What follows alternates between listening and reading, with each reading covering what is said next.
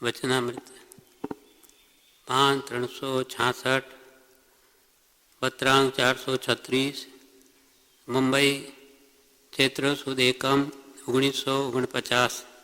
ઓમ સમતા રમતા ઉરધતા નાયકતા સુખભા વેદકતા ચૈતન્યતા એ સબ જીવ વિલાસ. સમતા એટલે સમાનપણું, સર્વ પ્રદેશોનું આત્માના સંખ્યાત પ્રદેશ છે તે બધા સમ છે, એક પણ પ્રદેશ ઓછો વધતો નથી અને સર્વ આત્માઓના સંખ્યાત પ્રદેશ જ છે. હાથીના શરીરમાં હોય કે કીડીના શરીરમાં સંકોચ વિકાસનું ભાજન છે પ્રદેશ. અને બીજું છે, અને સમતા એટલે એ જે સમાનપણું છે તે ભલે એને નરક નિગોદાદિમાં અનંતવાર કૂટાયો પીટાયો છતાં એક પણ પ્રદેશ ઘસાયો નથી, એમને એમ જ છે. અને જો ઘસાતું હોત તો આજે તો એક પણ પ્રદેશ હોત નહીં. જેમ ચપ્પલ આપણે ઘસા તો એનો તળિયું થોડા વખત પછી બધું જ ઘસાઈ જાય, પણ એક પણ પ્રદેશ આજ સુધી ઘસાયો નથી. ટંકોત કિરણવત છે, ટાંકણાથી કોતરેલું જેમ રહે તેમ એમાં કોઈ ફરક પડ્યો નથી, એમ ભગવાન કેવળ જ્ઞાનથી જોઈને કહે છે. સમતા રમતા, આ રમ્યપણું આપણા બધામાં જે કંઈ છે તેનું કારણ પણ આત્મા જ છે. જીવ તત્વ ન હોય તો આ સુંદરતા ન હોય. એટલે કૃપાલ દેવ તો કે આત્માથી સૌ હીન, અને પ્રભુશ્રી કહે આત્મા જેવો કોઈ દેવ નથી, આત્મા જેવી કોઈ મહાન વસ્તુ આ જગતમાં છે જ નહીં. સર્વોત્કૃષ્ટ વસ્તુ સર્વ દ્રવ્યોમાં જે પૂજનીય શુદ્ધ આત્મા સંપૂર્ણ પૂજનીય છે, અને આત્માનો મૂળ સ્વભાવ તો પરમ શુદ્ધ છે, સિદ્ધ જેવો છે. સર્વ જીવ છે સિદ્ધ સમ, અને ઉરદતા સૌથી પહેલો આત્મા જ છે. આત્મા ન હોય તો એક પણ ગુણ હોય નહીં, બધું જ ના શું કરે. ભલે જળના ગુણ પણ આત્મા ન હોય તો કોને બતાવે, કોણ કહે કે આમાં રૂપ રસ ગંધ સ્પર્શ છે. એટલે બધું જ આત્માને લઈને જ છે. ઇન્દ્રિય પ્રત્યેકને નિજ નિજ વિષયનું જ્ઞાન, પણ 5 ઇન્દ્રિયના વિષયનું પણ આત્માને ભાન. ભલે ઇન્દ્રિય જુદી જુદી વિષયોનું જાણે છે, પણ બધાનું જ્ઞાન તો આત્માને છે. એમ ઉરદતા ઉર્ધ્વ ગુણ આત્માનો છે, નાયકતા જાણપણું પણ આત્માને કારણે છે, સુખનો આભાસ થાય છે તેનું કારણ પણ આત્મા જ છે, વેદન થાય છે સુખ દુઃખનો તે પણ આત્માનો જ ગુણ છે, અને ચૈતન્યતા શુદ્ધ ચૈતન્ય નિશ્ચય સ્વરૂપે તો આત્મા ભગવાન જેવો છે. જ્ઞાન ચેતના દર્શન ચેતના એ આત્માનું લક્ષણ છે, જળનું નહીં.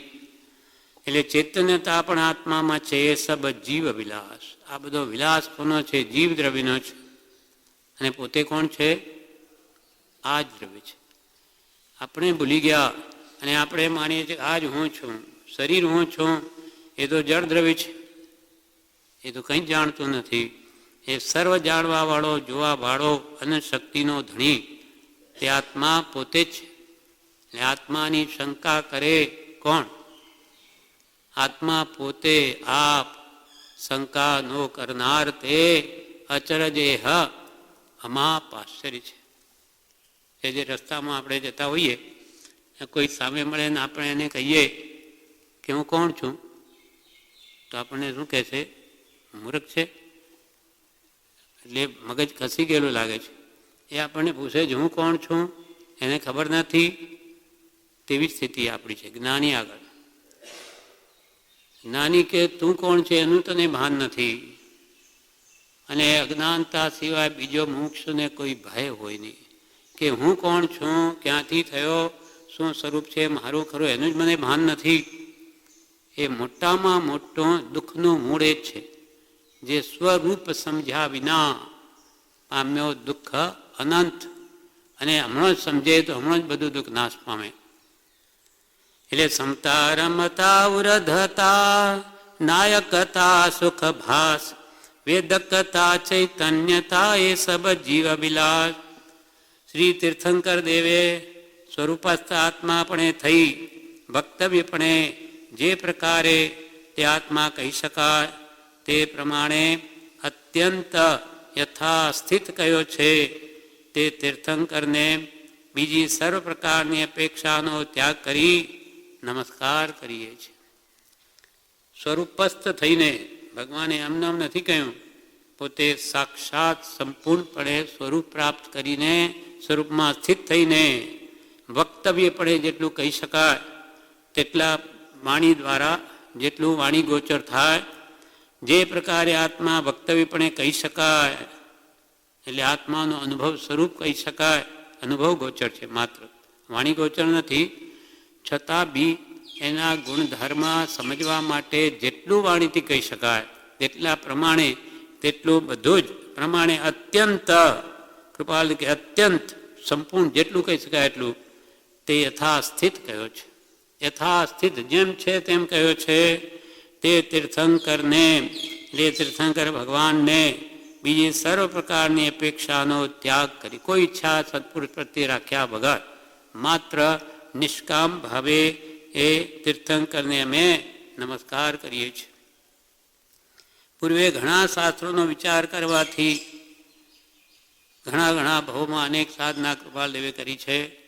તો પૂર્વે ઘણા શાસ્ત્રોનો વિચાર કરવાથી તે વિચારના ફળમાં સત્પુરુષને વિશે જેના વચનથી ભક્તિ ઉત્પન્ન થઈ છે. ખૂબ વિચાર કર્યો, તેમાં બધામાં આવ્યું કે તું જાતે તો નહીં જાણી શકે, અરૂપી એવી વસ્તુને તું જાતે જાણે નહીં ઓળખી શકે. એટલે સત્પુરુષને વિશે જેના વચનથી ભક્તિ ઉત્પન્ન થઈ કે જ્ઞાન મેળવવું હોય તો જ્ઞાની પાસે જવું પડશે. કેમ કે જ્ઞાન એ ગુણ છે અને ગુણ હંમેશા ક્યાં રહે? ગુણીમાં રહે. ગુણ એકલો આમ ફરતો ન હોય, ગુણ હંમેશા ગુણીમાં હોય. તો એ ગુણી જ્ઞાન ગુણ કોનામાં છે? જ્ઞાનીમાં. જ્ઞાન જ્ઞાની માં કળો જીનવર કહે છે જ્ઞાન તેને સર્વભવ્યો સાંભળો. એટલે આપણે આત્મજ્ઞાન જોઈતું હશે તો આત્મજ્ઞાની પાસે જવું પડશે, બીજે ક્યાંથી નહીં મળે. હીરો જોઈએ તો ઝવેરીને ત્યાં જવું પડે, એ લાકડાની દુકાન કે કરિયાણાની દુકાનમાં નહીં મળે, તો જે વસ્તુ જ્યાં હોય ત્યાંથી જ મળે. એમ પૂર્વે ઘણા શાસ્ત્રોનો વિચાર કરવાથી તે વિચારના ફળમાં સત્પુરુષને વિશે જેના વચનથી ભક્તિ ઉત્પન્ન થઈ તે તીર્થંકરના વચનને નમસ્કાર કરીએ છીએ. 194 પત્રમાં આપણે જોયું એને મહાવીરે આખા જગતનું દર્શન કર્યું છે. તે મહાવીરે સુદ્રમા સ્વામી જંબુસ્વામીને ઉપદેશે છે જગત આખાનું દર્શન કર્યું છે. એવા મહાવીર ભગવાને એમને એમ કહ્યું છે કે ગુરુને આધીન થઈ વર્તતા અનંત પુરુષો માર્ગને પામી મોક્ષને પામ્યા છે. એટલે ગુરુ તો જરૂર પડશે, ગુરુ વગર દાન કોઈ કાળે નહીં થાય. એટલે એવા સત્પુરુષને વિશે જેના વચનથી એમને ભક્તિ ઉત્પન્ન થઈ તે તીર્થંકરના વચનને નમસ્કાર કરીએ છીએ. આટલા સુધી 2 પેરેગ્રાફ વાંચેલા. હવે બીજો અડધો નીચેનો છે તે વાંચીએ. ઘણા પ્રકારે જીવનો વિચાર કરવાથી તે જીવ આત્મા રૂપ પુરુષ વિના જાણ્યો જાય એવો નથી. એવી નિશ્ચલ શ્રદ્ધા ઉત્પન્ન થઈ તે તીર્થંકરના માર્ગબોધને નમસ્કાર કરીએ છીએ. ઘણા પ્રકારે વિચાર કરવાથી કે અનેક પ્રકારે મેં વિચાર કર્યો. જેમ કૃપાલદેવે લખ્યું છે કે જીવ પોતાની કલ્પનાથી કલ્પે 466 પત્રમાં કે ધ્યાનથી કલ્યાણ થાય કે યોગથી કે સમાધિથી કે આવા પ્રકારથી, પણ તેથી જીવનો કંઈ કલ્યાણ થાય નહીં. જીવનો કલ્યાણ થવું તો જ્ઞાની પુરુષના લક્ષ્યમાં હોય છે અને તે પરમ સત્સંગે કરી સમજી શકાય છે. માટે તેવા વિકલ્પ કરવા મૂકી દેવા કે હું શું કરું? આંબિલ કરું કે 99 કરું કે મંત્રના જાપ કરું, નવકારના શું કરું? મારું કલ્યાણ કેમ થાય? એ બધી કલ્પના આપણે મૂકી દેવી. નાની કહે તેમ કરવું. નાનીની આજ્ઞામાં આપણું કલ્યાણ છે. જેમ કે અહીંયા ક્રમ પ્રભુશ્રીજીએ ગોઠવ્યો સવારથી સાંજ સુધીનો, એમાં આપણું કલ્યાણ છે. આપણું કલ્યાણ શું શામાં છે? એ તો જ્ઞાની પુરુષના લક્ષ્યમાં હોય છે કે આ કાળના જીવો કેવા છે. આજે હવે માગદીના શાસ્ત્રોમાં બધું જ છે, ભગવાને કહેલું, પણ આપણે સમજી ન શકીએ. એટલે આજે આપણી ભાષામાં સારૂપ તત્વ જે આપે એ આપણા માટે ઉપયોગી છે. પછી શાસ્ત્રનો આગ્રહ હોય, શાસ્ત્રાભિનિવેશ, શાસ્ત્રોમાં એમ કહ્યું છે, ભલાનું એમ કહ્યું છે. તારી બુદ્ધિ શું સમજી શકે? નાની કે એમ કર, ટૂંકો રસ્તો છે, પોતે શોધવા જે કંઈ હાથમાં ના આવે. સમુદ્ર જેવા શાસ્ત્રો, હજારો શાસ્ત્રો છે, એમાં આપણી બુદ્ધિ કેટલી, આપણું જ્ઞાન કેટલું. પણ એક શ્રદ્ધા પ્રભુના કહેવાથી, સંતના કહેવાથી કૃપા લઈને થઈ જાય તો આપણું અડધું કામ થઈ ગયું. શ્રદ્ધા પરમ દુર્લભ. સાચા પુરુષની સાચા હૃદય શ્રદ્ધા થઈ ગઈ, કામ થઈ ગયું. એકડો મંડાઈ ગયો અંતરથી, દેખાવ માત્ર નહીં કે ભાઈ આપણે તો કૃપા લઈને શ્રદ્ધા છે, પણ કૃપા લઈ એમ નહીં કરીએ તે શ્રદ્ધા ન કહેવાય. આપણે તો કૃપા લઈને શરણ છે, શરણ છે બરોબર, પણ એ કહે તેમ કરીએ તો શરણ કહેવાય. કરીએ આપણા મન પ્રમાણે કે જગતના જીવો કે તેમને માનીએ એમ કે મને તો કૃપા લઈને શરણ છે, એ શરણ ન કહેવાય. એ આપણી સંભાળ ક્યારે લે? જેમ કે વજ્રદાસ ગંગાદાસ અગા સ્ટેશન પર જ કૃપાલદેવ પાસે આવ્યા. કૃપાલદેવ ઉતર્યા તે વખતે શું કે નમસ્કાર કરીને કે પ્રભુ હું તો કંઈ જાણતો નથી, મને તો કંઈ આવડતું નથી, હું ભણેલો નથી. ત્યારે કૃપાલદેવ શું કે અમારા ઉપર શ્રદ્ધા રાખજો અને અમે કહીએ તે માળા ગણ્યા કરજો, કહીએ એમ કરજો તો આવતા ભવમાં તમને જ્ઞાન થશે અને ત્રીજે ભવે તમારો મોક્ષ થશે. આટલું ટૂંકું સાધન આપણને આપે છતાં જીવ નહીં કરે. તેમ પ્રભુશ્રી પણ કે પ્રભુ અહીંયા બેઠા છે, કોઈએ પૂછ્યું કે આ બધા જીવોનું કલ્યાણ થશે? સભામાં બેઠેલા પ્રભુશ્રીને પૂછ્યું. ત્યારે પ્રભુશ્રી કે ગોશાળા જેવાનું થઈ ગયું, એને પસ્તાવો કરી અંતે એ પણ તરી ગયો જે ભગવાન ઉપર જ તેજો લેસ્યા નાખે, બાળવા મારવા અનંત સંસાર વધારે એવો જીવ પણ જ્યારે પ્રભુ કૃપાએ તરી ગયો પશ્ચાતાપથી, તો બિચારા આ જીવોએ શું દોષ કર્યો છે? એમણે શું મહાપુરુષોની આસાધના કરી છે? પ્રભુ કોઈ એક ભવે, કોઈ બે ભવે મોક્ષે જનાર છે, પણ પ્રભુ કહેવાય નહીં. એમ 15 ભવ આપણને કયા, એ તો વધારેમાં વધારે મેક્ઝિમમ. બાકી 2-3 ભવમાં નિવેડો આવી જાય.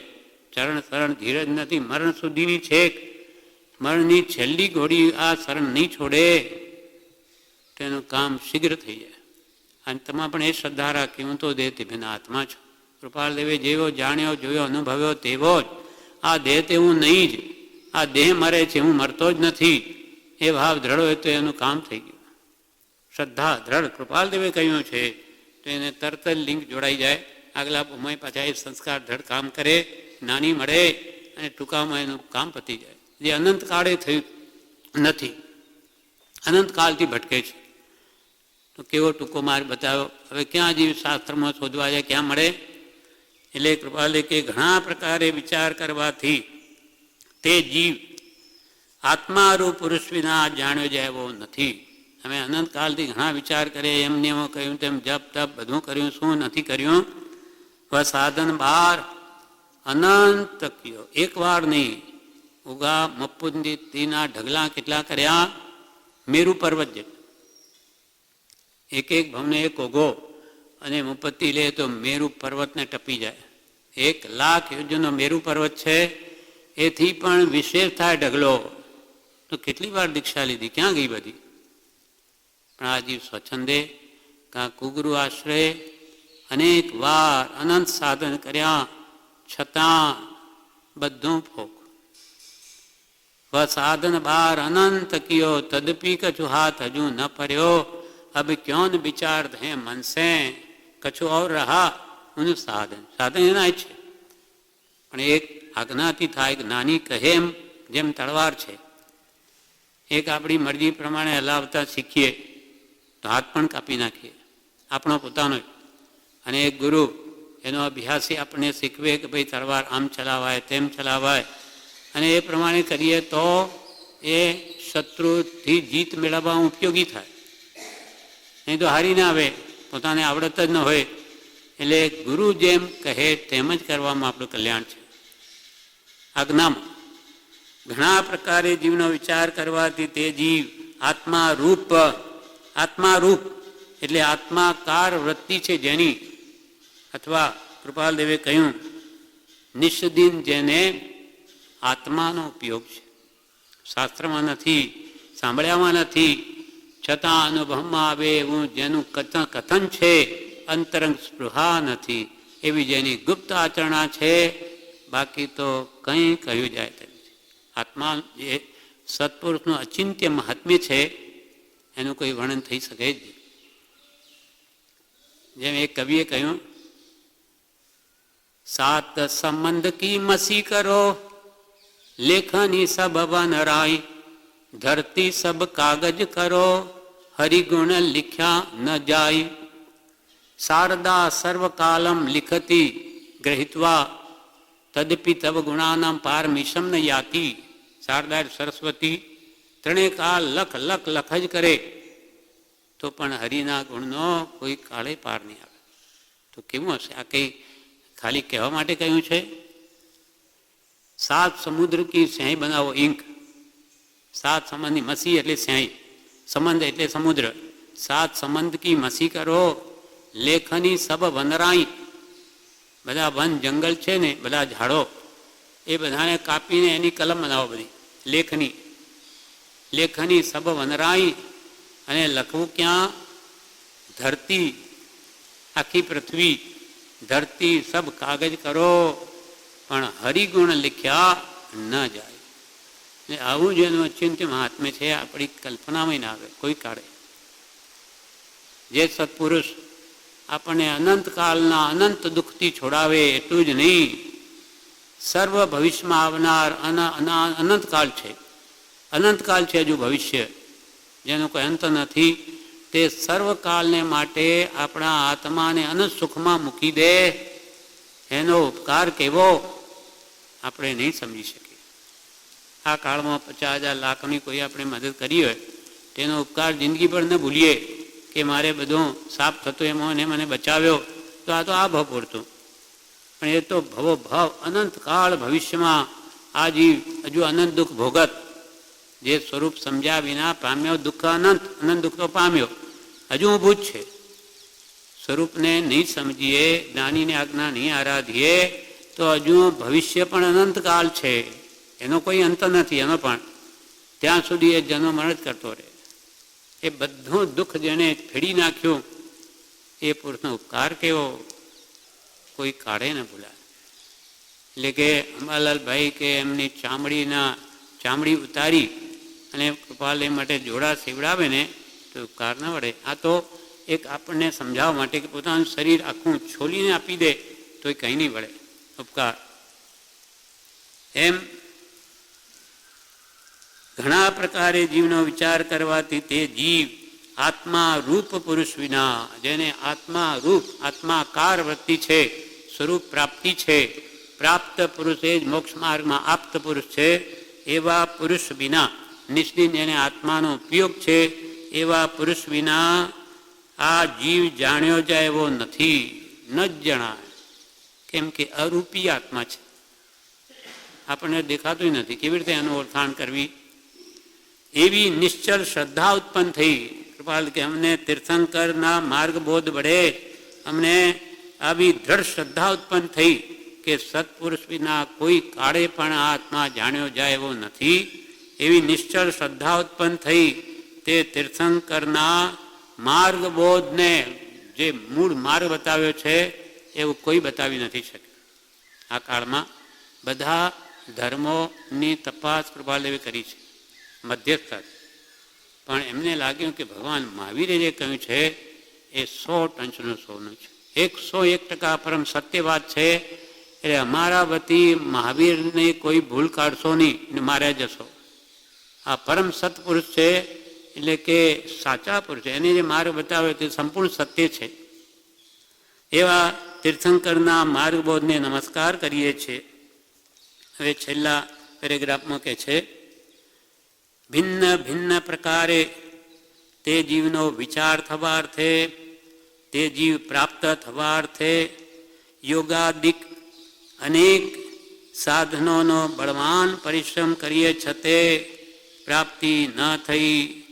તે જીવ જે વડે સહજ પ્રાપ્ત થાય છે તે જ કહેવા વિશે જેનો ઉદ્દેશ છે તે તીર્થંકરના ઉદ્દેશ વચનને નમસ્કાર કરીએ છીએ. ભિન્ન ભિન્ન પ્રકારે તે જીવનો વિચાર થવા. જીવનું જે સ્વરૂપ છે અનેક પ્રકાર છે, સ્થાવર છે, જંગમ છે, શુદ્ધ છે, અશુદ્ધ છે, એવા જીવના અનેક પ્રકાર છે. એ સમજવા માટે ગતિઓમાં ક્યાં ક્યાં જીવ કેમ ભટકે એવા જે ભેદ અનેક જીવના બતાવ્યા જીવ વિચારમાં, જેમાં એકેન્દ્રી, બેન્દ્રી, તેન્દ્રી, ચોરંદ્રી, પંચેન્દ્રી, સંગની, અસંગની, એ બધા ભિન્ન ભિન્ન પ્રકારે જીવનો વિચાર થવા અર્થે એ જીવ આવા બધા એકેન્દ્રિય બેન્દ્રીમાં ભટકે છે, દુઃખ પામે છે. એને સમજાય. એ વિચાર થવા અર્થે, તે જીવ પ્રાપ્ત થવા અર્થે આ બધું શા માટે જાણવું છે કે આપણે થોડું એકેન્દ્રીયમાં જવું છે. આપણે જાણવાથી શું મતલબ?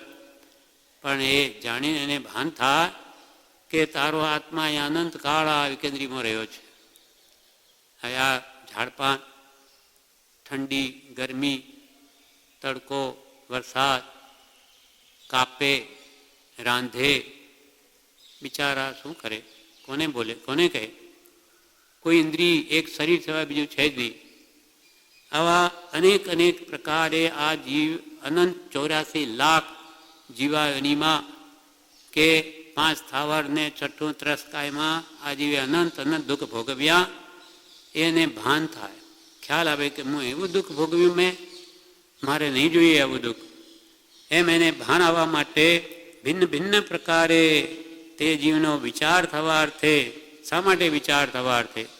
તે જીવ પ્રાપ્ત થવા અર્થે. તે જીવને કેમ આ બધા દુઃખથી છોડાવવો અને સ્વરૂપમાં લાવવો? તે જીવ પ્રાપ્ત થવા અર્થે યોગાદિક અનેક સાધનોનો બળવાન પરિશ્રમ કરે છતે. યોગ, અષ્ટાંગ યોગ, યમ નિયમો કહ્યું, બધું કર્યું, છતાંય પ્રાપ્ત ન થયું. બાહુબલીજી 12 મહિના ઊભા રહી ગયા ધ્યાનમાં. તડકો, ગરમી બધું સહન કર્યું, છતાં પ્રાપ્તિ નહીં થઈ. ને ઋષભદેવ ભગવાને એમનો દોષ જોઈને બ્રાહ્મી સુંદરીને મોકલીને એક જ વચન કહેવડાવ્યું કે ત્યાં જઈને કહેજો કે વીરા મારા ગજ થકી ઉતરો. કોણે લક્ષ લાવ્યો? સત્પુરુષ છે. 12 મહિનાથી સુકાઈ ગયા, બેલડીઓ વળી ગઈ, માળા ઘાલી દીધા, કંઈ નહીં વળ્યું. અને ભગવાને એક શબ્દ કર્યો આત્મજાગૃતિ આવીને કે હું ક્યાં હાથી પર ચડ્યો છું? ઓ માન ઉપર હાથી પર ચડ્યો, માન ઉપર હાથી, માનરૂપી હાથી પર ચડ્યો છું કે મારા 98 ભાઈઓને હું કેમ નમું? પણ એ તો દીક્ષિત છે, મુનિઓ છે, મારા કરતાં વિશેષ છે, મારી મોટી ભૂલ છે, મેં આ શું વિચાર્યું? ચાલો હમણાં જ જઈ નમું. લઘુ તો ભાવ આવી ગયો, મારી મોટી ભૂલ પકડાઈ ગઈ. તરત જ પગ ઉપાડે છે કે ત્યાં જ કેવળ આટલી ભૂલ પણ નહીં પકડી શક્યા. એમ નાની દ્વારા કેવું શીઘ્ર કામ થઈ ગયું. ભિન્ન ભિન્ન પ્રકારે તે જીવનો વિચાર થવા અર્થે, તે જીવ પ્રાપ્ત થવા અર્થે યોગાદિક, યોગ સાધના વગેરે અનેક સાધનોનો બળવાન પરિશ્રમ કરીએ છતે પ્રાપ્તિ ન થઈ. તે જીવ જે વડે સહજ પ્રાપ્ત થાય છે, જ્ઞાનીની આજ્ઞા આરાધવાથી સહજ પ્રાપ્ત થાય છે. જેમ ગજસુકુમારને 1000 ભવ બાકી, પણ ભગવાન નેમિનાથની આજ્ઞા આરાધી તો અંતર્મૂર્તમાં મોક્ષ. અંતર્મૂર્તમાં ઠીક મોક્ષે પહોંચી ગયા. એ 1000 ભવ ક્યાં ગયા? બસ આજ્ઞાથી જે આરાધના કરી બધા જ જ્ઞાન ધ્યાન બળે બળીને ભસ્મીભૂત થઈ ગયા. તે વડે તે જીવ જે વડે સહજ પ્રાપ્ત થાય છે તે જ કહેવા વિશે જેનો ઉદ્દેશ છે તે જ કહેવા વિશે જેનો ઉદ્દેશ છે તે તીર્થંકરના ઉદ્દેશ વચનને નમસ્કાર કરીએ છીએ. દેવ કૃપાદેવે લખ્યું કે અનંતકાળથી જીવ નિચ્છંદે ચાલી પરિશ્રમ કરે, આપણે કર્યો છે બધાએ, એમ નાનીઓ કહે છે. અનંતવાર જીન દીક્ષા લીધી તો શું નહીં કર્યો એ પ્રયત્ન? બધી જાતના કર્યા છે. અનંતકાળથી નિજ છંદે ચાલી, પોતાની મરજી પ્રમાણે નિચ્છંદે ચાલી પરિશ્રમ કરે તો પણ પોતે પોતાથી જ્ઞાન પામે નહીં. અનંતવારના પ્રયત્ન તોય નહીં. માણસ એક વાર ભૂલે, બે વાર ભૂલે તો કે અનંતવાર શું, હજુ અનંતવાર કરે તો હાથ ના આવે.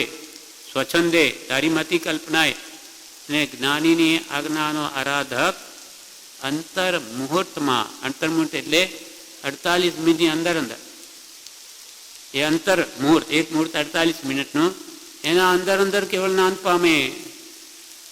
એટલે જ્ઞાનીની આજ્ઞાનું કેટલું મહાત્મ્ય છે, અદ્ભુતતા છે, એનું કેટલી તાકાત છે. એટલે પ્રભુ કે તારું ડાપણ ઉપર મુક, મીંડું અને તાણ ચોકડી, આમાં તારું ડાપણ કામ ના આવે. તું ગમે એટલો હોશિયાર હોય તારા વ્યવહારમાં કે વેપારમાં, અહીંયા કામ ના આવે. આ માર્ગનો સાવ અજાણ છે, મીંડું છે. નાની કે એમ કર તો સાવ સીધો રસ્તો છે. એમ ભિન્ન ભિન્ન પ્રકારે તે જીવનો વિચાર થવા અર્થે, તે જીવ પ્રાપ્ત થવા અર્થે યોગાદિક અનેક સાધનોનો બળવાન પરિશ્રમ કરે છતે પ્રાપ્તિ ન થઈ.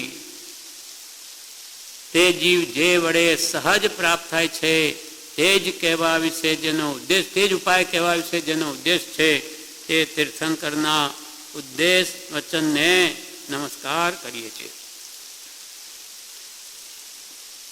આના વિશે પ્રભુશ્રીજીએ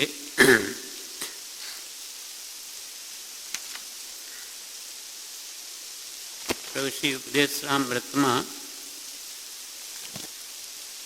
જણાવે છે. 350 પેજ ઉપર કહ્યું છે, પાનું 350, પ્રભુશ્રીએ કહ્યું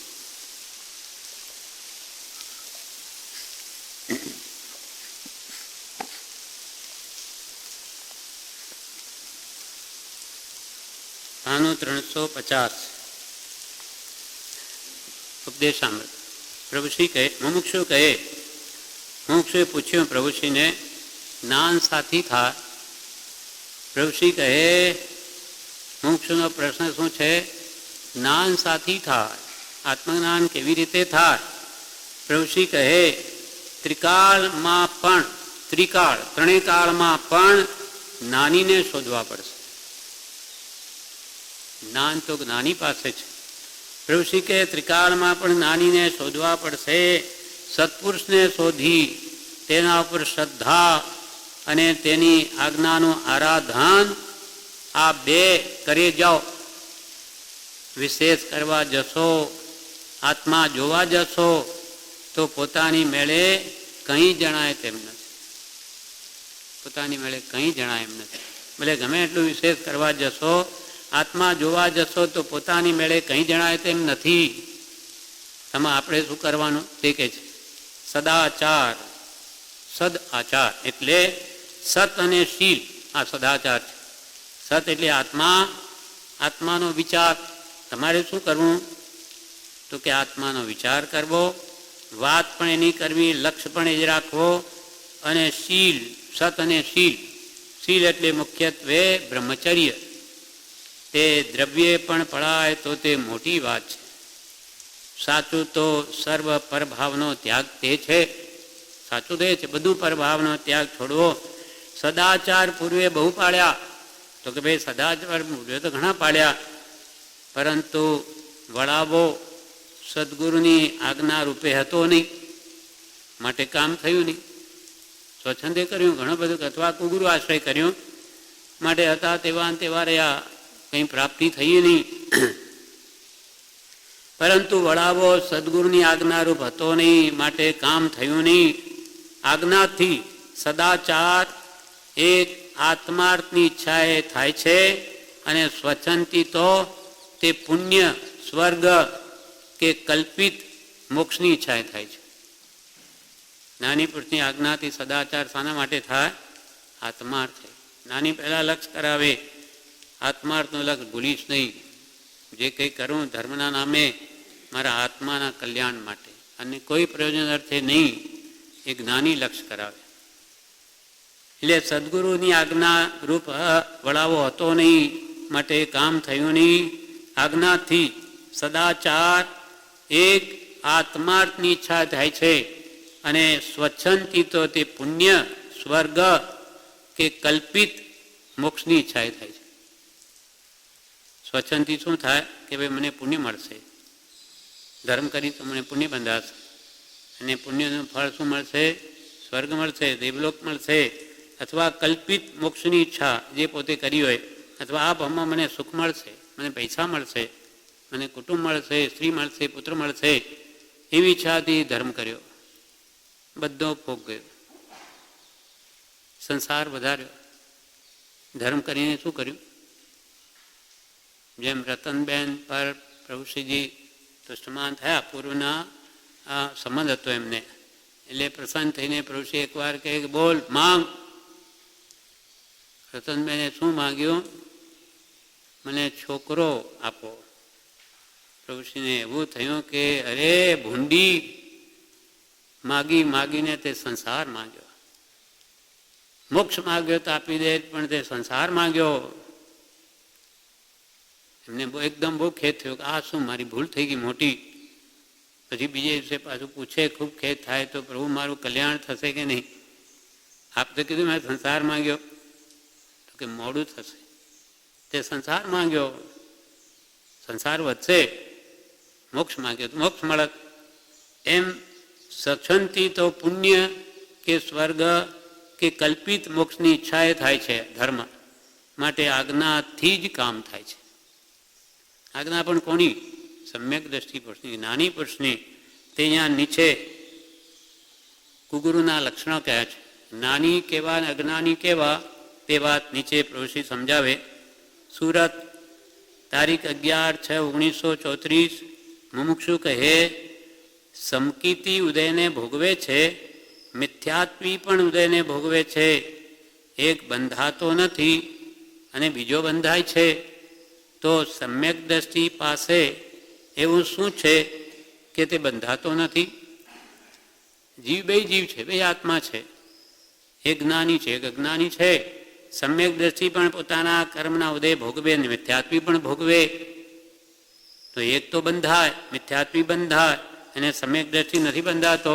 એમ કેમ? સમ્યક દ્રષ્ટિ પાસે એવું શું છે કે તે બંધાતો નથી? ત્યારે પ્રભુશ્રી કહે, સમ્યક દ્રષ્ટિ એવા જ્ઞાની ગ્રહસ્થ હોય તો પણ મુનિ છે, મિથ્યાત્વી સાધુ હોય તો પણ સંસારી છે. કેમ કે ઉદય ભોગવે સમકીતિ કરે ન નૂતન બંધ મહિમા જ્ઞાન વૈરાગ્ય. જેને આત્મજ્ઞાન પ્રગટ છે એના કારણે અંતરમાં અત્યંત વૈરાગ્ય છે. સંસાર પ્રત્યે બિલકુલ આસક્તિ નથી. બધું માત્ર કર્મને આધીન ભોગવવું પડે. કૃપાલ કે અમે અમારો જો ઉદયા સમાપ્તતાને પામે તો એક સમય પણ અમે સંસારમાં નહીં રહીએ, એક સમય પણ ઊભા નહીં રહીએ. એવી અંતરની એકદમ વિરક્ત દશા છે. એટલે કે એને નવીન બંધ છે નહીં, ઈચ્છા રહિત પણ એ બધું ધ્યાધીન થઈ રહ્યું છે. બિચારે ઉદય પ્રયોગ. જ્યારે અજ્ઞાની તો ન હોય તો ભાવ કરી કરીને કેટલું બાંધી લે. કંઈ પ્રાપ્તિ નહીં થઈ હોય, મને ક્યારે થશે, મને ક્યારે થશે. જેમ કે એક ભિખારી હોય જંગલમાં કે ગરીબ હોય, જેને માત્ર સુવાને એક ફાટલી ગોદડી હોય, ખાવા માટે એક બાટકો હોય એલ્યુમિનિયમમાંનો અને ફૂટલું માટલું હોય, છતાં એના મનમાં શું છે કે મને આ બધું ક્યારે મળશે? આ લોકો કેટલા બધા હવેલીઓ, બંગલા, ગાડી બધા, મને ક્યારે મળશે, મને ક્યારે મળશે? એને એવી અત્યંત ઈચ્છા હોવાથી વગર મળીએ કર્મ જ બાંધે છે. જ્યારે ભરત ચક્રવર્તી જેવાને બધું મળ્યું છે, તો મારું આ ક્યારે છૂટે? મારે આ નહીં જોઈએ, આ મારું ક્યારે છૂટે, ક્યારે છૂટે? છૂટું છૂટુંના ભણકારા થાય. તો એવા આટલા 6 ખંડના આધિપતિ હોવા છતાં પણ એને કોઈ બંધ નથી, કોઈ મૂર્છા જ નથી, કોઈ પ્રત્યે રાગ નથી, મોહ નથી, માટે એ પ્રતિ સમય છૂટે છે. એટલે પરિગ્રહની વ્યાખ્યા જ ઉમાસ્વાથી ભગવંતે તત્વાર્થમાં શું કરી? મૂર્છા પરિગ્રહ. પરિગ્રહ શું? મૂર્છા એટલે મમત્વ ભાવ, એ જ પરિગ્રહ. ગરીબને એટલું મમતા એટલે એ મહાપરિગ્રહી. ચક્રવર્તીને એટલું બધું હોવા છતાં અંતરમાં કોઈ મૂર્છા નહીં, માટે નિષ્પરિગ્રહી. માટે જ ઘરમાં રહ્યા છતાં કેવળ જ્ઞાન પામે. એમ સમ્યક દ્રષ્ટિમાં કળા છે, એ કોઈમાં લેપાતા જ નથી. ઉદાસીનતા નો જ્યાં વાસ, સકળ દુઃખનો છે ત્યાં નાશ. ઉદાસીન છે, અધર બેસ, ક્યાંય લેપાતા જ નથી. પ્રભુશ્રી કે સમ્યક દ્રષ્ટિ ભલે ને જ્ઞાની ગ્રસ્ત હોય, જ્ઞાની હોય, પણ ગ્રસ્ત હોય કર્મના ઉદય, તો પણ એ મુનિ છે, ભાવ મુનિ છે. કુંદકંદાચાર્યએ સમયસારમાં કહ્યું છે, મોક્ષ માર્ગ ગ્રહસ્થો મોક્ષ માર્ગસ્થો નિર્મોહો નૈવ મોહવાન મુનિ. ગ્રસ્ત છે પણ નિર્મોહી છે, તો એ મુનિ છે. અને મુનિ છે પણ મોહી છે, તો તે ગ્રસ્ત છે. કપડા મુનિના છે પણ અંદરથી ગ્રસ્ત છે, સંસારી છે. નિર્મોહો નૈવ મોહવાન મુને, જેને મોહ નથી કોઈ પ્રત્યે, એટલે ગ્રસ્ત હોવા છતાં મુનિ છે. आत्मज्ञान जिन्हें पिछानो उनको साधु दशा ही जानो. चिदानंद जी महाराज के छे, आत्मज्ञान जिन्हें पिछानो, जेनामां आत्मज्ञान छे तेने सदा साधु दशा छे एम मानो. आत्मज्ञान जिन्हें पिछानो उनको साधु दशा ही जानो. आत्मज्ञानी श्रमण कहावे बीजा तो द्रव्य लिंगी रे. आनंद जी कहूं आत्मज्ञानी श्रमण कहावे. श्रमण એટલે મુનિ. આત્મજ્ઞાની એ જ મુનિ, બીજા તો દ્રવ્યલિંગી, માત્ર વેશધારી. અને કૃપાલયે પણ એ જ કહ્યું, આત્મજ્ઞાન ત્યાં મુનિપણું, તે સાચા ગુરુ હોય. બાકી કુલગુરુ કલ્પના આત્માર્થી નહીં જોઈએ. એમ સમ્યક દ્રષ્ટિ એવા ગ્રસ્ત હોય પ્રભુશ્રી કે તો પણ મુનિ છે, મિથ્યાત્વી સાધુ હોય તો પણ સંસારી છે. પછી પ્રભુશ્રી કહે, ઉપર વેશ અચ્છો બન્યો માહી મોહ ભરપુરજી, ત્યાગ નાટકે રે વૈરાગ્ય વિના કરીએ કોટી ઉપાયજી. નિષ્કુલાનંદમાં કાવ્ય છે, પ્રભુશ્રીએ એક લીટી બોલ્યા કે ઉપર તો વેશ અચ્છો બન્યો સાધુનો, અને માહી મોહ ભરપૂરજી, અંદર તો મોહ ભરપૂર છે. અને બંધ મોક્ષની વ્યવસ્થા તો મન ઉપર છે, બહારની ટાપટી ઉપર નથી, શારીરિક ચેષ્ટા ઉપર નથી. બંધ મોક્ષની વ્યવસ્થા તો શુભાશુ પરિણામની ધારા ઉપર છે. અંદર કેવા ભાવ ચાલી રહ્યા તે પ્રકારે કર્મનો બંધ કે મોક્ષ થશે. એટલે ઉપર વેશ અચ્છો બન્યો માહી મોહ ભરપૂરજી. એમ ઉપરથી તો ચારિત્ર ધરીને, પ્રભુશ્રી એનો અર્થ કે છે, ઉપરથી તો ચારિત્ર ધરીને હજારો મનુષ્યોને ઉપદેશ આપી વાક ચાતુર્યથી રંજન કરતો હોય છતાં કુગુરુ છે. ઉપરથી હજારો માણસોની સભામાં ઉપદેશ કરતો હોય અને લોકોને આકર્ષિત કરતો હોય, ઉપદેશ આપી, તો પણ પ્રભુશ્રી કે કુગુરુ છે. કેમ કે માહે મોહ ભરપૂરજી, મનાવા પૂજાઓની કામના છે.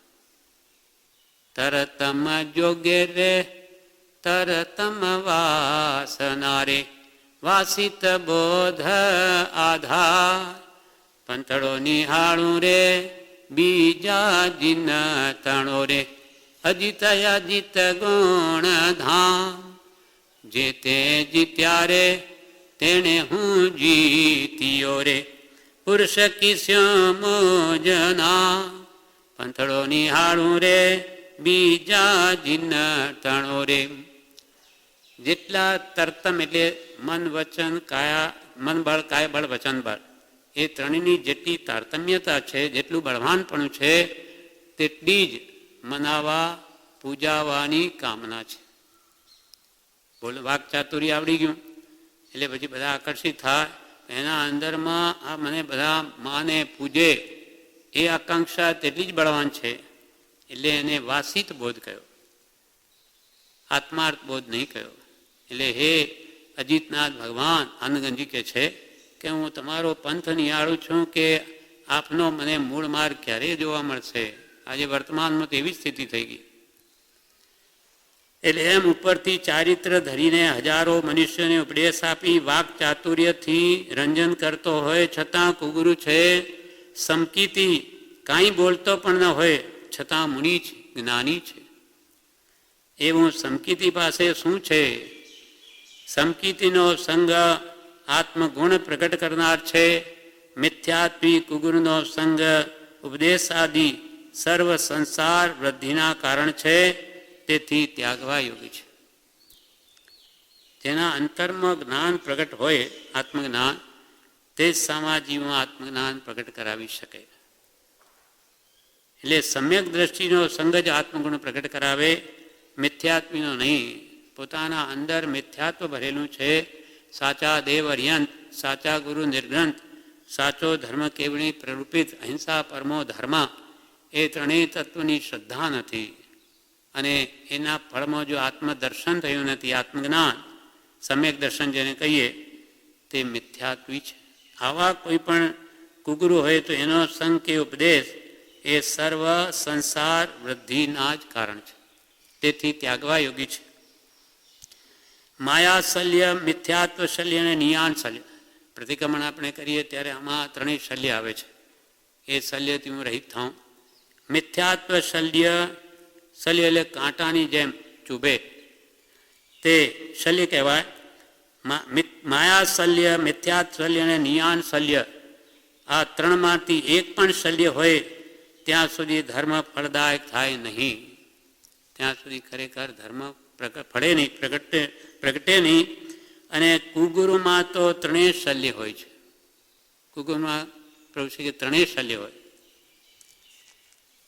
ઉપરથી સાધુનો વેશ હોય અને બાહ્ય ચારિત્રાદિથી જનરંજન કરી સાધુ કેવરાવવા તથા માન પૂજા આદિ કારણે દેખાડવું કાંઈ સાધુપણું અને અંતરથી વર્તન કાંઈ વિષય કશાય મોહથી ભરપૂર એવું હોય તો તે માયા શલ્ય કહેવાય.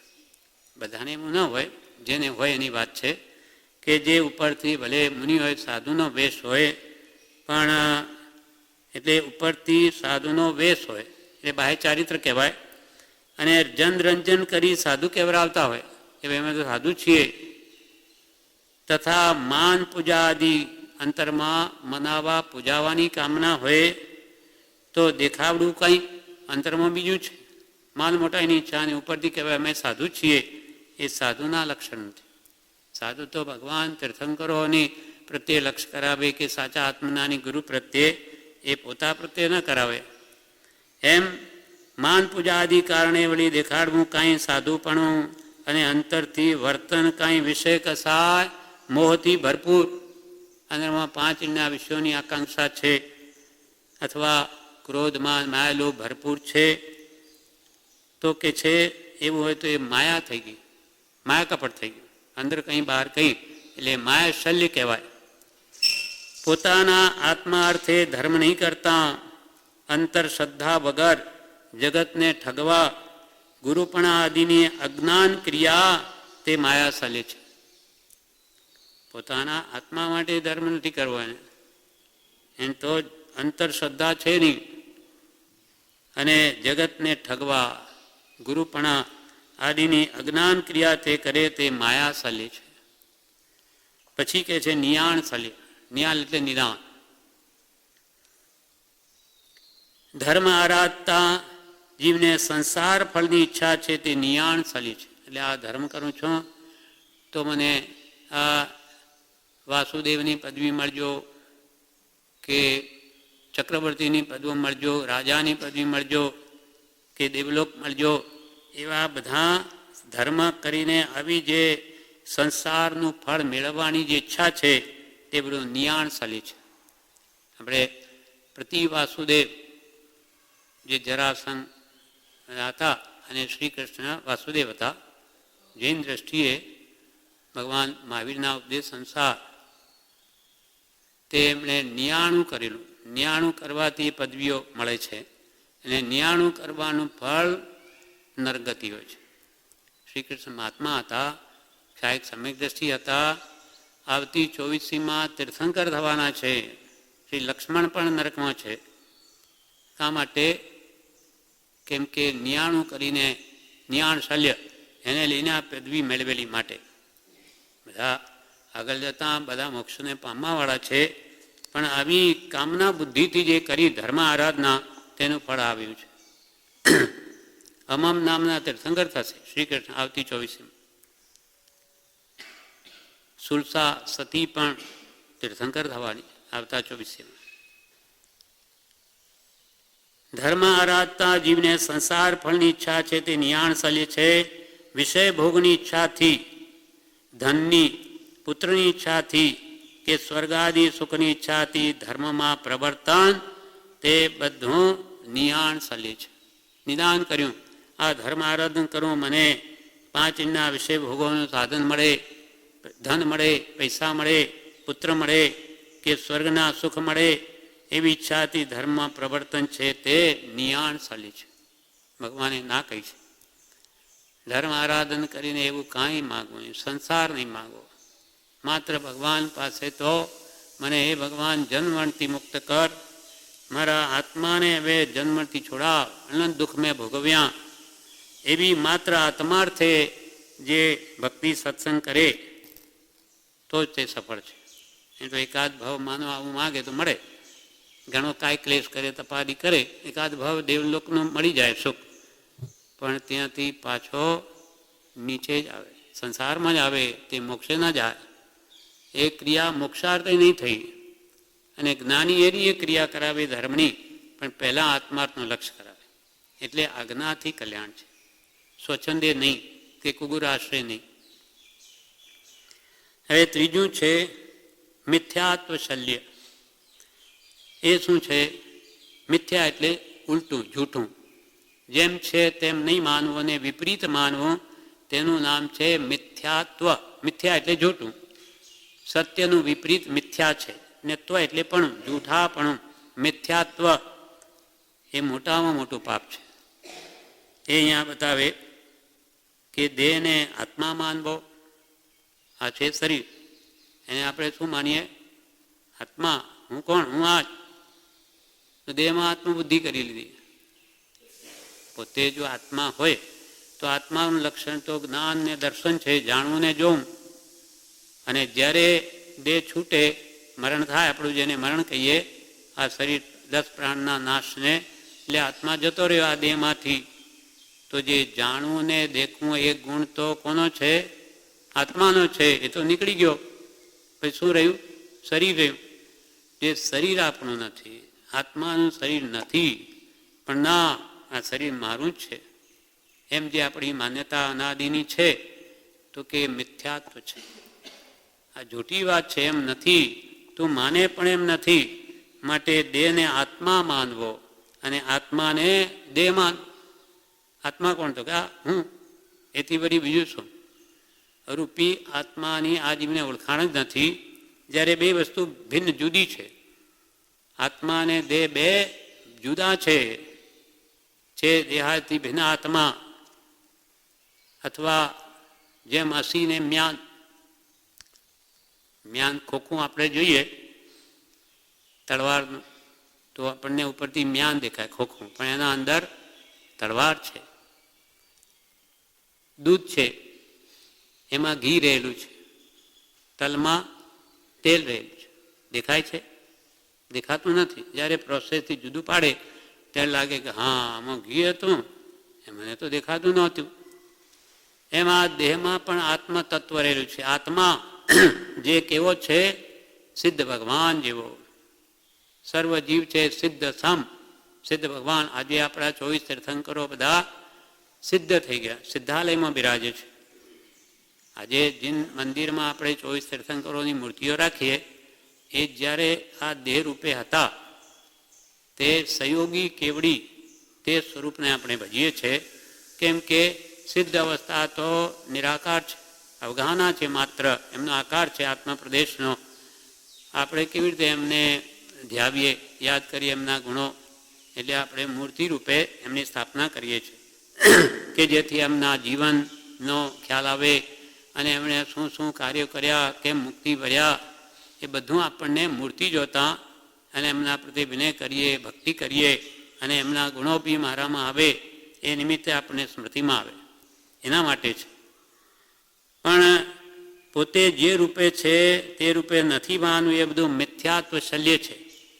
એટલે દેહને આત્મા માનવો, આત્માને દેહ માનવો, સ્વદ્રવ્ય આત્માને પરદ્રવ્ય જળ માનવું. પોતે આત્મા કેવો છે? અનંત ગુણનું ધામ છે. એને આપણે કેવો માનીએ? આ ચામડા હાડકાં મળમૂત્રની ખાણ હું, સપ્ત દુર્ગંધમય ધાતુનું બનેલું આ શરીર, તેને આજ પોતાનું માને છે. આજ મોટી ભ્રાંત છે. આપણો આત્મા તો ભગવાન જેવો છે. ભગવાન તીર્થંકરો પણ બધા પહેલાં તો આ દેહમાં જ હતા, પણ આત્માનું શુદ્ધ સ્વરૂપ પ્રાપ્ત કરીને મોક્ષને પામ્યા. એમની માન્યતા ફેરવ્યા પછી થયું છે. એટલે આપણે શું ફેરવવાનું છે કે હું દેહ નથી, હું દેહાદિ સ્વરૂપ નથી, દેહ સ્ત્રી પુત્ર આદિ કોઈ પણ મારા નથી. શુદ્ધ ચૈતન્ય સ્વરૂપ અવિનાશી એવો હું આત્મા છું. જેવો ભગવાન તીર્થંકરોએ કે જ્ઞાની પુરુષોએ જોયો તેવો મને ખબર નથી. પ્રભુશ્રી કે એમ રાખો તો પ્રભુ સાક્ષી થઈ. એકવાર પ્રભુશ્રી આગળ બોલી ઉઠ્યા, બોલો તમે કોણ છો? તો પ્રભુશ્રી પૂછ્યું. પછી હું શું કે અમે તો પ્રભુ આત્મા. પ્રભુશ્રી કે ભૂતભાઈએ જાણ્યો, તમે જાણ્યો છે? બોલી ઉઠ્યા આત્મા. પ્રભુ એમ રાખો કે અનંતા તીર્થંકરો જ્ઞાનીઓ જેવો આત્મા જાણ્યો, જોયો, અનુભવ્યો તેવો મારો આત્મા છે. મને ખબર નથી. જાણ્યો, જોયો, અનુભવ્યો એ શું છે? જાણવું એ સમ્યક જ્ઞાન, જોવું એ સમ્યક દર્શન અને અનુભવવું તે સમ્યક ચારિત્ર. એટલે રત્નત્રયમય સમ્યક જ્ઞાન દર્શન ચારિત્રમય આત્મા છે. અનંત ગુણનો ધામ એ હું છું. આ મારું મૂળ સ્વરૂપ છે. વર્તમાનમાં નહીં, વર્તમાનમાં તો અનંત દોષનો પાત્ર છું. હું તો દોષ અનંતનું ભાજન છું. કરુણા, હે કરુણાલુ, હે પરમ કૃપાળુ, હું તો અનંત દોષથી ભરેલો છું. અને એક બાજુ એમ કહે કે હું તો સહજાત્મ સ્વરૂપ છું, આપના જેવો. તો કે શું તમે એક વાર તો એમ કહો હું તો પરમાત્મા જેવો, અને એક વાર કહો અનંત દોષનો ભરેલો? તો વાત બી સાચી છે. મારું મૂળ પોત છે તે ભગવાન જેવું છે. પણ વર્તમાનમાં તો અનંત દોષ તો કામી, ક્રોધી, લોભી, મોહી, રાગી, દ્વેષી અનંત દુર્ગુણો મારામાં છે. હવે એ કાઢું તો મારું શુદ્ધ સ્વરૂપ પ્રાપ્ત થાય. એનું દ્રષ્ટાંત સમજાવ્યું કે આ કપડું છે, સફેદ છે, પણ એક મેલું થતાં થતાં કાળું કોલસા જેવું થઈ ગયું. બીજાને ખબર ન હોય કે આ સફેદ છે, પોતાને તો ખબર હોય કે ભાઈ આ સફેદ છે. બીજાને પૂછે આ કપડું કેવું? કે કાળું. જ્યારે હું એમ કહું કે નહીં સફેદ, તો કે કેમ કાળું છે ને કેમ સફેદ કહો છો? તો કે ભાઈ કાળો તે તો મેલ છે અને અસલ પોત તો સફેદ છે. એ મેલને સાબુથી ધો કરીને 1 વાર ને 10 વાર ધોઈએ તો મેલ બધો જેમ જેમ નીકળતો જાય તેમ તેમ આત્માની કપડાની સફેદાઈ બહાર આવતી જાય. પણ આમાં સફેદાઈ ન હોય તો કોઈ કાળે બહાર નહીં આવે. તે મારો આત્મા પરમાત્મા જેવો સફેદ જ છે, અનંત ગુણનો ધામ છે. પણ આજે આ બધા ક્રોધ, માન, માયા, લોભ, શબ્દરૂપ રસગંધ સ્પર્શ અનંત આવા દોષોથી હું મલિન થઈ ગયો છું. એ ભગવાનની આજ્ઞા અનુસાર વર્તીને દોષો બધા નિવારી લઉં, દૂર કરું સાબુની જેમ, તો મારો આત્મા સિદ્ધ ભગવાન જેવો પ્રગટ થઈને બહાર આવે. એટલે દરેક જીવમાં કેવળ જ્ઞાન અંદર જ છે, બહારથી આવવાનું નથી. પણ એની જે ક્રિયા હોય તે કરે તો જ થાય. એટલે દેહને આત્મા માનવો, આત્માને દેહ માનવો, સ્વદ્રવ્ય આત્માને પરદ્રવ્ય જળ માનવું, આ જડ છે, શરીર તો મળદું છે. આપણે કેટલાને બાળ્યા છે, એને બાળતી વખતે કંઈ બોલતો જ નથી, શું થઈ ગયું? એનો જ વ્યક્તિ હવે તો જડ છે શરીર. આત્મા ચાલ્યો ગયો. આત્મા હોય તો એને વેદન થાય, ખબર પડે. એમ આત્મા સ્વદ્રવ્ય જે પોતાનો આત્મા છે તેને તો પરદ્રવ્ય, પર વસ્તુ જળ, એને જળ માન્યું, મિથ્યાત્વ છે. અને પરદ્રવ્યને સ્વદ્રવ્ય માન્યું, જળ એવા એને પોતાનો માન્યો. એ આદિ મિથ્યાત્વ એટલે વિપરીત માન્યતા છે. એ શલ્ય સમાન દુઃખ દેનાર છે અને સંસાર રજડાવનાર આ જ માન્યતા છે. એટલે પ્રભુ શ્રી કે અહીંયા કંઈ કરવાનું કંઈ નથી, તારી માન્યતાને ફેરવી નાખ. અહીંયા ભગતજી હતા, એ મોક્ષમાળાના પાઠો બોલતા ત્યારે કહેતા કે પ્રભુ બાપા કહેતા કે કંઈ કરવાનું નથી, આમ ઊભો છે ને આમ ફરી જા, દિશા ફેરવી નાખ, કંઈ કરવાનું નથી. તું દેહને આત્મા માને મૂકી દે, આત્માને આત્મા માન, દેહને દેહ માન, સ્વને સ્વ માન, પરને પર માન, બસ થઈ ગયું. પણ આ જ નથી થતું. અનાદિકાલથી આ જીવા કરવા તૈયાર નથી. બીજું બધું માને, બધું કરે, પણ આ દેહ તે જ હું છું. અને એ ભ્રાંતિ જ્યાં સુધી નહીં જાય ત્યાં સુધી કોઈ કાળે એનું સમ્યક દર્શન જ ન થાય તો કેવળ જ્ઞાન તો ઘણું દૂર છે. આ માન્યતા તોડાવવા જ જ્ઞાનીઓ આપણને કહે છે કે શલ્ય સમાન દુઃખને અનાર છે, તેથી તે મિથ્યાત્વ શલ્ય કહેવાય છે. તેથી તે ત્રણેય શલ્યથી રહિત થવું, ત્રણેય શલ્ય કાઢવા. મિથ્યાત્વ, નિયાન શલ્ય, પેલું કયું શલ્ય? માયા શલ્ય. માયા કપટ કરવા નહીં. માયાથી શું થાય? સ્ત્રી અવતાર આવે. અનેક પાપની રાશિઓ ઉદયમાં આવે ત્યારે જ્ઞાનીઓ કે સ્ત્રી અવતાર છે એ માયાનું પરિણામ છે. સ્ત્રીનો અવતાર પરાધીન છે. પરાધીન પણ એમાં ઘણું છે. સ્ત્રીને ક્યાં સુધી કહ્યું કે નાની હોય ત્યારે માતા પિતાની આજ્ઞામાં રહેવા, પછી જુવાન થાય ત્યારે પણ ને લગ્ન થાય ત્યારે પતિની આજ્ઞામાં રહેવું, અને વૃદ્ધ થાય ત્યારે પુત્રની આજ્ઞામાં રહેવું. એવો શાસ્ત્રનો ઉપદેશ છે. કારણ કે પરાધીનતા છે એટલી, એ સ્વતંત્રતા નથી. ઘણી પાપની રાશિ ઉદયમાં આવે ત્યારે આ માયા કપટનું ફળ મળે. પણ આ ભાવે હવે કે મારે સ્ત્રી અવતાર નથી જોઈતો, તો પછી એને માયા કપટ કોઈ રીતે થાય નહીં. પૂરી સાવચેતી રાખવી કે હું ક્યાંય માયા તો નથી કરતી. માયાનો અર્થ શું છે? મનમાં કંઈ બીજું હોય, બોલે કંઈ બીજું, મન અને કરે વળી ત્રીજું, કરે કંઈ. પણ મનમાં તે જ વચનમાં, વચનમાં તે જ વર્તનમાં આવો સરળ ભાવથી જે વર્તે, ધ્યાન રાખીને ઉપયોગ રાખી તો એને શ્રીવેદ છેદાઈ જાય. જોકે આપણે તો એકે વેદ જોઈતા નથી. નિર્વેદી આગળ ધરો નિત્ય નૈવેદનો થાળ. ભગવાન નિર્વેદી છે.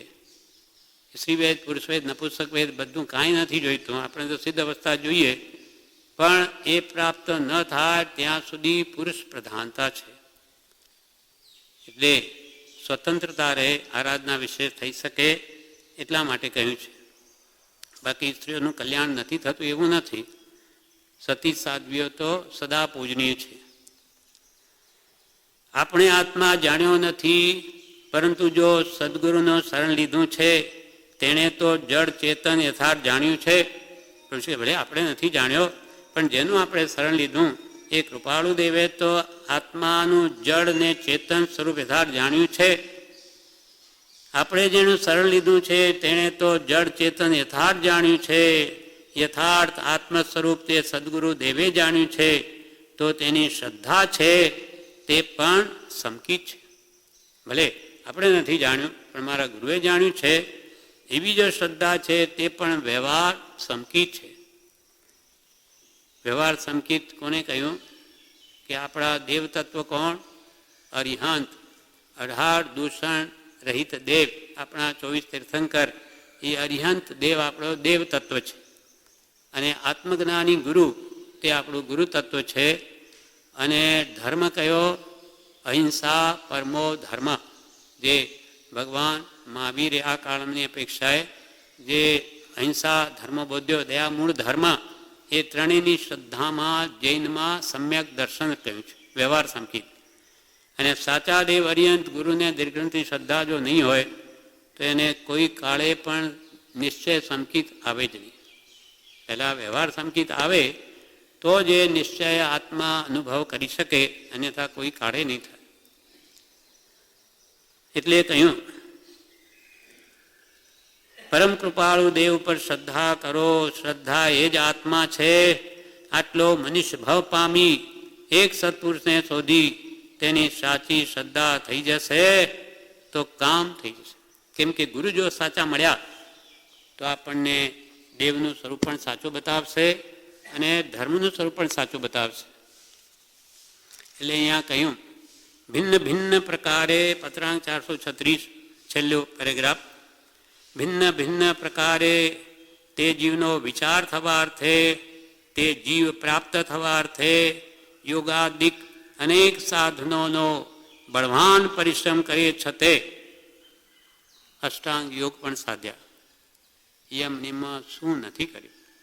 યમ નિયમ સંયમ આ પકીયો પુનિ ત્યાગ બિરાગ અથાગ લેવો, વનવાસે લેવો, મુખ મૌન રહ્યો, જળ આસન પદ્મ લગાવી દિયો, મન પૌન નિરોધ સ્વબોધકીયો, હઠ જોગ પ્રયોગ સુતાર ભયો, જપ ભેદ જપે તપ ત્यों ही तपे, उर से ही उदासी लही सब पे, सब शास्त्रन के नए हिय धारी हिय, मत मंडन खंडन भेद लिए, वह साधन बार अनंत कियो, तदपि कछु हाथ हजू न पर्यो, अब क्यों न विचार है मन से, कछु और रहा उन साधन छे, साधन आना छे पण बिन सदगुरु કોઈ ન ભેદ લે. સાચા આત્મજ્ઞાની પુરુષ આપણે માર્ગદર્શન આપનાર ન હોય તો કોઈ એનો રહસ્ય નહીં જાણી શકે.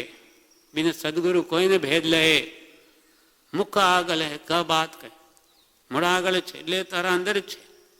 પરમાત્મા સ્વરૂપ બહારથી આવવાનું નથી, પણ આ અરૂપી આત્મતત્વ તને આપોઆપ ખ્યાલમાં કોઈ કાઢે ના આવે. ભગવાન તીર્થંકરોને પહેલાં ત્રીજા ભવે જ આવ્યું છે, એ પણ ગુરુ દ્વારા જ આવ્યું. પછી એ ભવમાં એમના ગુરુ ન હોય પણ 3 ભવ પહેલાં તો તીર્થંકર ભગવાન જે તીર્થંકર નામકરણ બંધાય ગોત એ તે પણ સદગુરુ પાસે એ વિસ્થાનક તપ કરે એમના જાણીને કે દિગંબર પ્રમાણે 16 કારણ ભાવનાઓ ભાવે ત્યારે તીર્થંકર નામકર્મની પ્રકૃતિનો બંધ કરે છે. પણ એ થાય બધું ગુરુથી જ. ગુરુ વગર કોને ખબર છે? આપણને શું ખબર? જેમ કૃપાલે કે પુણ્ય શું પાપ શું તમે ક્યાંથી જાણ્યું? ગુરુથી જાણ. ત્યારે આપણે પુણ્ય આરાધન કરીએ ત્યારે આ બધી સુખ સામગ્રી પામીએ છીએ, પણ જણાવ્યું કોણે? સત્પુરુષે. એટલે અંશ સાતાદી કરીને પૂર્ણ કામતા સિદ્ધિનું કારણ તો એક સત્પુરુષ જ છે. આપણને કાંઈ ખબર નથી. આ તો કૃપાલે કે શાસ્ત્રોથી જાણ્યું ને એટલે જાણે શાસ્ત્રોથી આવ્યું જણાય. પણ આ શાસ્ત્ર આવ્યા ક્યાંથી?